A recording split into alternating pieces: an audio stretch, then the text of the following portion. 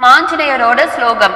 படிப்புல ரொம்ப கஷ்டப்படுற பிள்ளைங்க இந்த ஸ்லோகம் சொன்னாங்கன்னா கல்வியில நிச்சயமா அவங்களுக்கு முன்னேற்றம் கிடைக்கும்.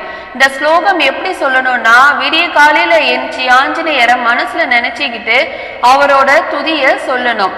ஒண்ணு அந்த படிக்கிற பிள்ளைங்க சொல்லணும், இல்லைன்னா அவங்களோட பேரண்ட்ஸ் சொல்லலாம், அம்மா அப்பா யார் வேணாலும் சொல்லலாம். இந்த ஸ்லோகம் டெய்லி 21 முறை சொல்லணும். 108 நாட்கள் தொடர்ந்து 21 முறை சொல்லணும். அப்படி இல்லைன்னா டெய்லியுமே கூட சொல்லலாம். அதான் டெய்லினா அவங்களோட கல்வி முடிகிறது வரைக்கும் கூட சொல்லலாம்.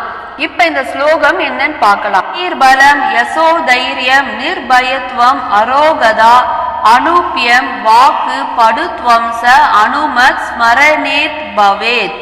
இந்த ஸ்லோகமுக்கு என்ன அர்த்தம்னா, நம்மளோட புத்தி பலம் பெறும், நம்ம தேகம் ஆரோக்கியம் அடையும், நம்மளோட பயம் விலகும், தைரியமா இருப்போம். நிறைய பிள்ளைங்க பயத்திலேயே சரியா ஆன்சர் பண்ண மாட்டாங்க, எக்ஸாம் அட்டென்ட் பண்ண மாட்டாங்க, எதையாவது விட்டுருவாங்க. ஆனா இந்த ஸ்லோகம் சொல்றதுனால அவங்களோட பயம் நீங்கும், நல்லா ஆரோக்கியமா இருப்பாங்க, நல்லா கான்பிடென்ட்டா இருப்பாங்க.